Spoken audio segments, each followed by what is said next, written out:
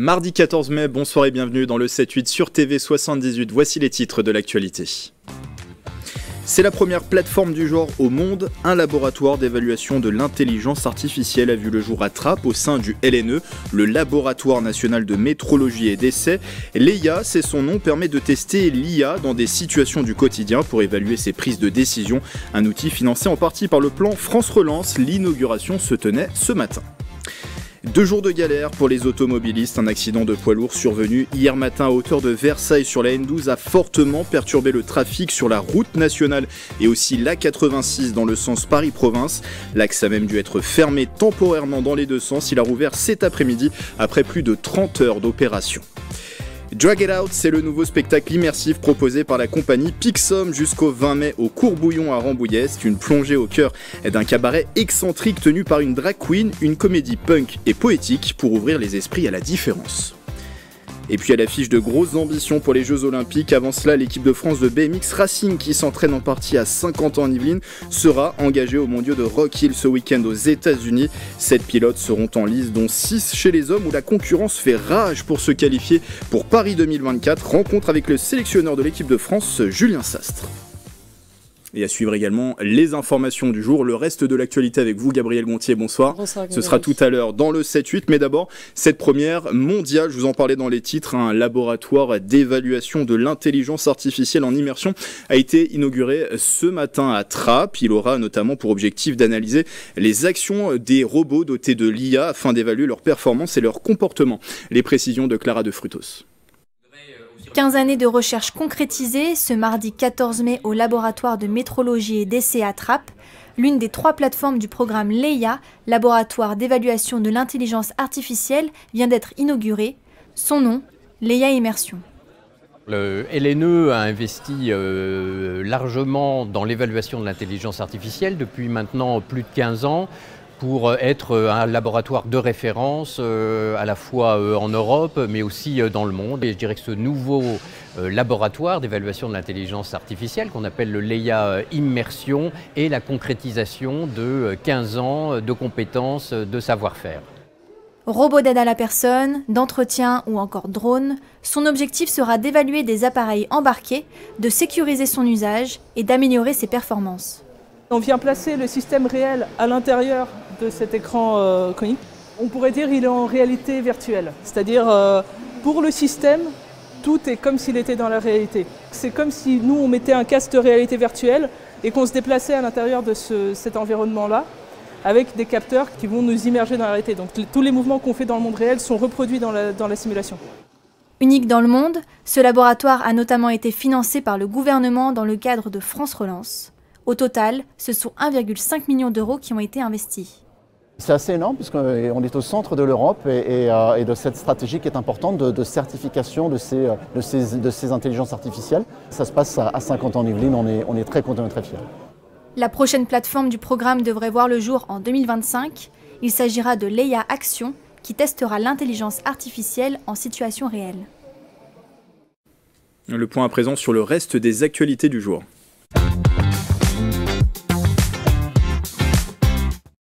C'est avec vous, Gabriel. Trafic compliqué en ce moment dans l'ouest de l'Île-de-France avec l'autoroute A13, on l'a dit, rouverte partiellement à l'entrée de Paris. La Nationale 12 a aussi connu ces dernières heures son lot de complications avec des embouteillages monstres.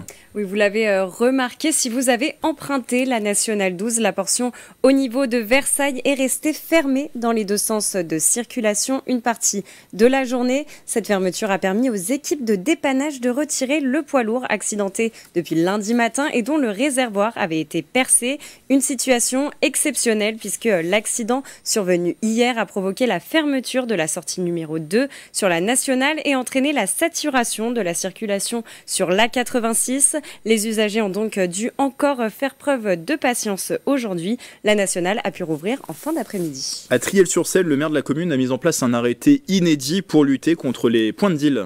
Oui, Grégory, le 7 mai dernier, l'édile Cédric Aoun a signé un arrêté municipal pour mettre fin au point de deal. Avec cet arrêté, tout rassemblement de personnes troublant la sécurité et la tranquillité est interdit de 8h à 4h du matin. Cette restriction concerne une douzaine de lieux dans la ville, comme la rue Paul Doumet, le quai Auguste Roy ou encore la rue Cadeau. Il y a quelques jours, l'édile avait partagé son ras-le-bol sur son compte Facebook. Regardez.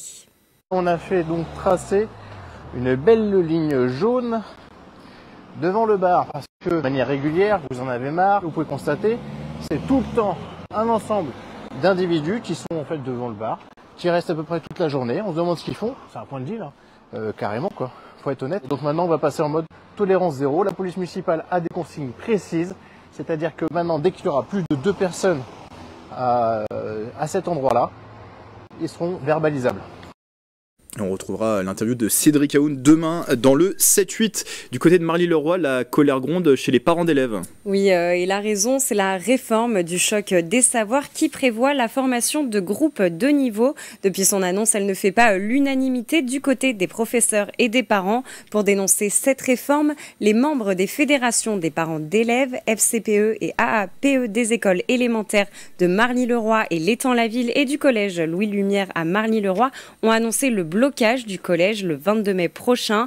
Un courrier a été adressé au recteur de l'Académie de Versailles pour demander le retrait de la réforme. Vous mettez en lumière à présent, Gabriel, une bonne initiative pour lutter contre le décrochage scolaire. Oui, pratiquer le MMA pour lutter contre le décrochage scolaire, c'est l'objectif de l'atelier relais de Saint-Quentin en Yvelines et du SDCL de Center de Maurepas. Une fois par semaine, des adolescents en voie de rupture scolaire viennent enfiler les gants de boxe, une activité qui fait partie du processus de raccrochage scolaire pour ces jeunes qui ont intégré l'atelier relais de Sky, un dispositif de l'éducation nationale qui vise à rescolariser les élèves décrocheurs. Allez, du cinéma pour terminer, direction Cannes où débute ce soir le célèbre festival. Oui, vous l'avez dit, la cérémonie d'ouverture de la 77e édition du festival a lieu ce soir. Et si on vous en parle, c'est parce que le cinéma yvelinois aussi est représenté à Cannes. Cette année, 20 films sont soutenus par la région Île-de-France, parmi eux 12 films dans la sélection officielle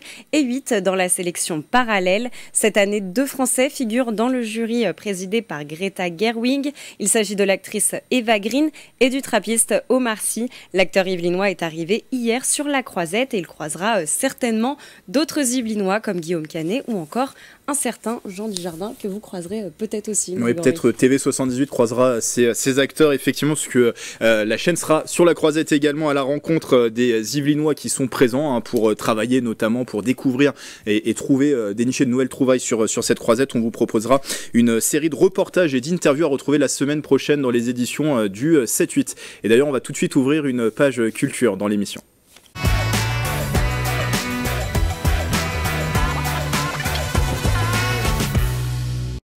Quand je serai grande, je serai Patrick Swayze. Alors ce n'est pas un souhait personnel, mais c'est le nom d'un spectacle humoristique de Chloé Oliveres. Elle sera sur les planches de la ferme de Bel-et-Bas à Guyancourt le 24 mai prochain. Les scènes de Guyancourt vous donnent 3 raisons d'aller voir cette programmation. C'est au micro de Mathilde Francou. Bonjour, je m'appelle Benjamin Guillot, je suis responsable des relations avec les publics pour les scènes de Guyancourt et aujourd'hui, je vous présente 3 bonnes raisons de vous rendre à la ferme de Bel-et-Bas pour assister à la représentation de « Quand je serai grande, je serai Patrick Swayze ».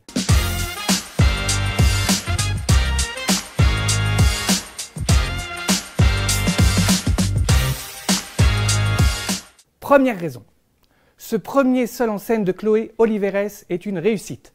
Voici ce qu'en dit la presse. Un humour ravageur, une actrice décapante pour Télérama.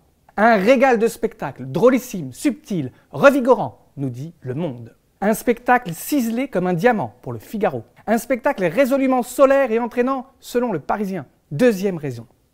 Chloé Oliveres parvient à faire la synthèse entre Simone de Beauvoir et John Travolta. Ou encore entre Annie Ernaux et Florence Foresti.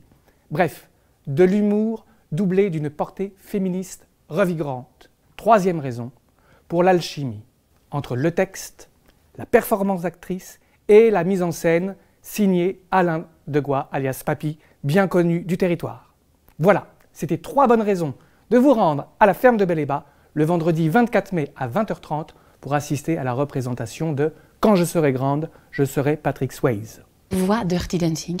C'est l'histoire d'une libération sexuelle sur fond de bachata. 1, 2, cha-cha-cha. D'habitude, c'est les actrices qu'on découpe. Gros plan sur les seins, gros plan sur les fesses. Mais là, c'est gros plan sur le dos de Patrick. Sur ses fesses, sur ses bras. Moi, des bras d'homme comme ça peut me rendre zinzin, j'avoue. Mais moi aussi, je veux vivre des histoires d'amour avec Patrick Swayze.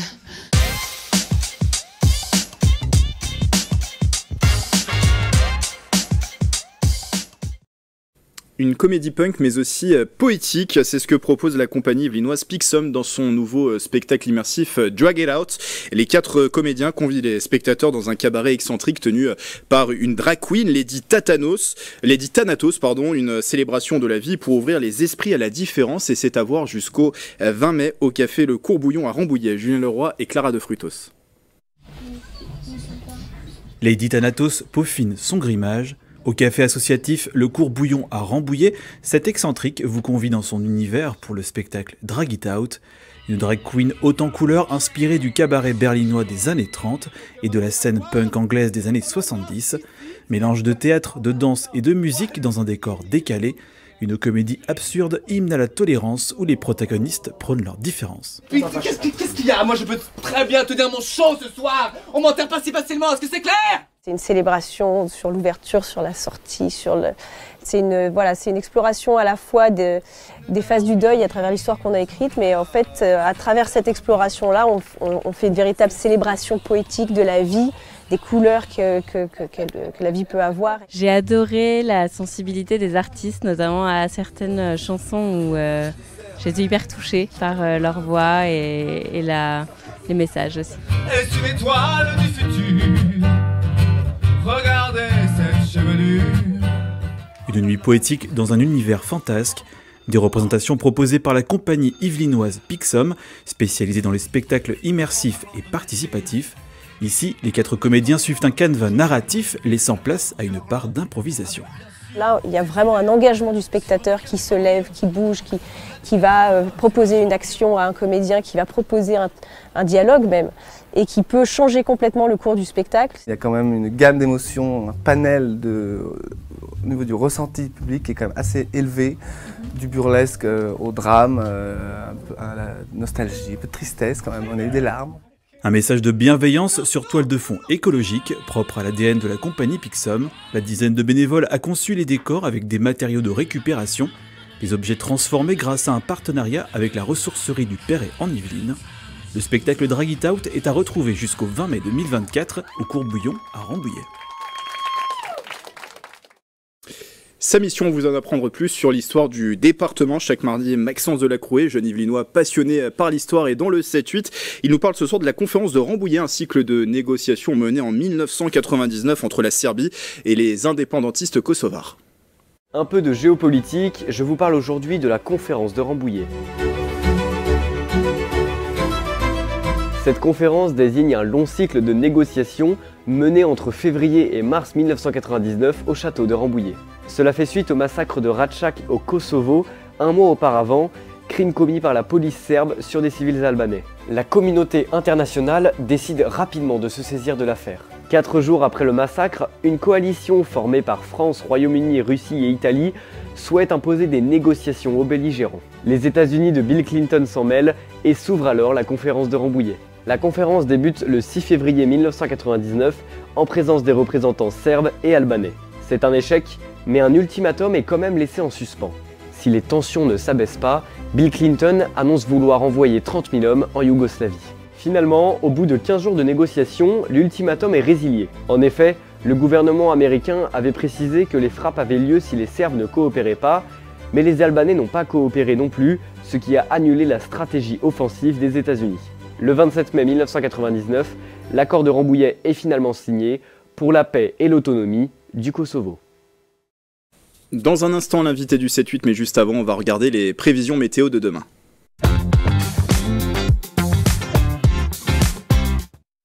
Alors a priori pas de pluie prévue pour demain, mais le temps sera brumeux dans les Yvelines. Dans la matinée, comptez 13 degrés à Versailles et Houdan, 14 degrés à Mantes-la-Jolie, 12 degrés à Rambouillet.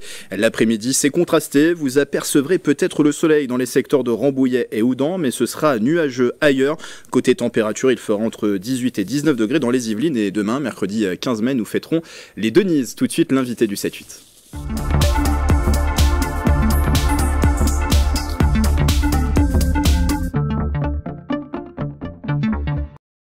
Et on y parle de BMX. 7 pilotes participent au championnat du monde de BMX Racing à Rock Hill aux États-Unis le week-end prochain. Et dernière étape pour la qualification en vue des Jeux de Paris 2024. Michael Elmidoro a rencontré le sélectionneur de l'équipe de France, Julien Sastre. C'était au Vélodrome national de Saint-Quentin en Yvelines. Les Jeux Olympiques, c'est dans moins de 100 jours ici en France. À mes côtés, Julien Sastre, qui est sélectionneur des équipes de France de BMX Racing. Alors Julien Sastre, est-ce que tout est prêt avant ces Jeux Olympiques?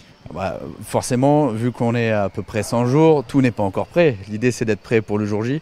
Par contre, l'envie, la détermination sont là. Et ça, c'est quand même le moteur principal. Et cette équipe de France, elle est comment, justement? Elle est conquérante. Elle a, encore une fois, envie. Je pense que les Jeux en France, à Paris, c'est un enjeu majeur pour nous. C'est quelque chose qui nous booste. Et donc, du coup, oui, quelque part, on a quand même hâte d'y être à cet été. Et comment vous vous préparez depuis toutes ces années ici au stadium de BMX de Saint-Quentin en Yvelines ou même partout en France et dans le monde? Oui, on a des circuits de compétition qui sont un petit peu partout dans le monde, avec alors quelques pistes des fois qui reviennent d'une année sur l'autre. Donc on est habitué à beaucoup voyager, à partir en Coupe du Monde, en Championnat du Monde. Les Jeux, ce n'est entre guillemets que tous les 4 ans, donc et il y a ce petit plus peut-être, ce petit supplément d'âme, ce petit supplément de détermination, d'envie qu'il faut avoir pour les Jeux, et je pense qu'aujourd'hui toute l'équipe commence à l'avoir bien comme il faut. Le fait que ça soit à domicile, ça change la donne ou pas vraiment finalement? Je pense que ça rajoute encore une fois une envie, une excitation, et je pense que tout le défi, ça va être de trouver le juste dosage entre justement être porté par ce contexte, par l'enthousiasme qu'il va y avoir autour de cette épreuve, enfin en tout cas de ces épreuves, et en même temps rester bien focus sur ce qu'on a à faire, et je pense que le mix des deux, j'espère, va donner quelque chose de très bon. Vous les préparez peut-être mentalement aussi, parce qu'on sait que la pression sera énorme ici en France. Est-ce que vous les préparez mentalement et comment? Bien sûr, la dimension mentale et psychologique fait partie des axes majeurs dans notre préparation. Je pense que, moi, à mon avis, c'est pas qu'en BMX, c'est que dans le sport de haut niveau, c'est inhérent. Enfin voilà, cette dimension-là est prégnante dans le sport de haut niveau de toute façon. Et donc du coup, oui, on a énormément de travail, on réalise énormément de travail sur ce champ-là, avec des experts dans le suivi des sportifs au quotidien. Et travailler par étapes avec les JO en ligne d'arrivée, ça fait partie du travail qu'on mène depuis maintenant pour Paris, depuis l'après-Tokyo, depuis le lendemain de Tokyo. Et vous, quel est votre rôle là-dedans? Moi, mon rôle, il est entre guillemets double. J'ai à la fois le rôle de choix, puisque je suis le sélectionneur de l'équipe, et en même temps, j'en suis quelque part le manager, c'est-à-dire que c'est mon rôle, à un moment donné, de garantir les conditions de performance à la fois des pilotes, mais aussi du staff, et que chacun soit dans les meilleures dispositions justement psychologiques, humaines, matérielles, logistiques, organisationnelles. Mon rôle, c'est d'être un peu le chef d'orchestre entre guillemets de cette équipe, et avec le staff de pouvoir mettre les petits coups de tournevis là où il faut pour que la chanson soit la plus harmonieuse le jour J. Chez les garçons, il y a énormément de prétendants pour ces places olympiques. Il y en aura très peu, finalement, tout le monde n'ira pas. Comment vous faites-vous pour gérer ces égos? Parce qu'il y a de l'ego quand même quand on fait du sport de haut niveau. Et comment on fait pour les gérer mentalement? Déjà qu'il y ait de l'ego, c'est une bonne nouvelle, parce que c'est quand même la marque des grands champions. Moi, je préfère avoir des égos à gérer que l'inverse. En général, on fait plus de performances dans ce sens-là. Et puis par contre, oui, effectivement, d'où mon rôle, ça se gère, ça se manage. Il faut à la fois manager les individus, mais en même temps s'occuper du collectif. Faut que chacun y trouve son compte, et que le collectif devienne un booster, entre guillemets, et pas un frein à la performance individuelle.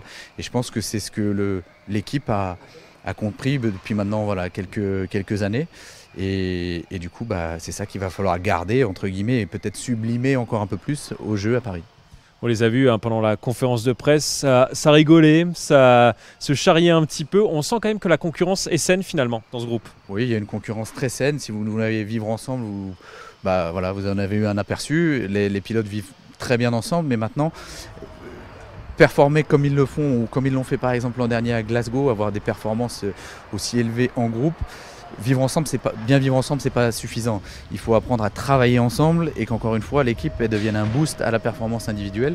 Et c'est encore une fois, depuis quelques mois, années, ce qu'on commence à arriver à faire. Et comment vous allez faire pour les sélectionner? Sur quels critères? Comment ça se base? Les modalités de sélection au jeu, elles courent depuis le mois de juin 2023 jusqu'à là, le championnat du monde mi-mai 2024 aux États-Unis à Rock Hill.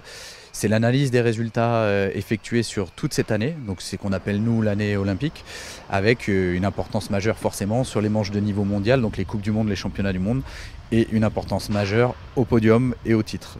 On sait qu'il y a énormément d'expérience chez certains coureurs. Est-ce que ça joue ou pas sur des Jeux Olympiques par exemple? Bien sûr, l'expérience... Je pense à Joris Daudet notamment. Bien sûr, l'expérience joue forcément. Mais ce qui me guide et ce qui nous guide à la fédération, c'est avant tout la perf. Et voilà, il faut qu'il y ait déjà la perf. Et on va dire que l'expérience, pour moi, ça va être le bonus. Mais en premier lieu, c'est vraiment la perf et la capacité à réaliser le jour J. Un mot d'Axel Etienne, c'est la seule féminine qui était présente aujourd'hui. Un mot sur elle, elle peut potentiellement remporter une médaille à Paris. Tout à fait, alors déjà à Rock Hill mi-mai et puis après-demain à Paris. Effectivement, c'est la seule Française aujourd'hui qui est montée sur un podium de Coupe du Monde, j'allais dire international, mais de Coupe du Monde, donc de niveau mondial, depuis les Jeux de Tokyo. Et du coup, oui, elle est seule aujourd'hui, mais c'est en même temps une évidence parce que c'est la seule qui a réussi à atteindre ce niveau-là de performance. Et donc du coup, oui, elle a toutes ses chances et on est derrière elle à fond pour comment l'objectif olympique cet été. Vous avez parlé de malédiction. On a parlé de malédiction tout à l'heure dans la salle de presse sur le BMX lors des Jeux Olympiques.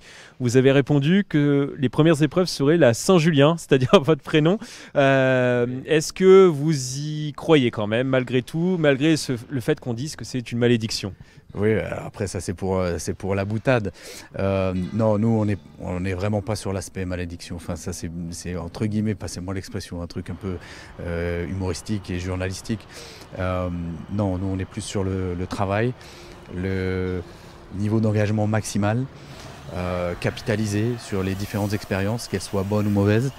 Et en gros, je crois que tout le monde petit à petit, tout est en train de s'aligner pour pouvoir performer à Paris. Merci à Julien Sastre. Les Jeux Olympiques, c'est donc cet été ici à Paris et également à Saint-Quentin en Yvelines et dans les Yvelines. Et les épreuves de BMX seront le 2 août prochain. Ça commencera le 2 août. Voilà, c'est la fin de ce 7-8. Merci pour votre fidélité. Merci à vous, Gabriel, de m'avoir accompagné sur cette édition. Et c'est d'ailleurs vous que l'on retrouvera demain à la présentation d'une nouvelle édition. Très belle soirée sur TV78.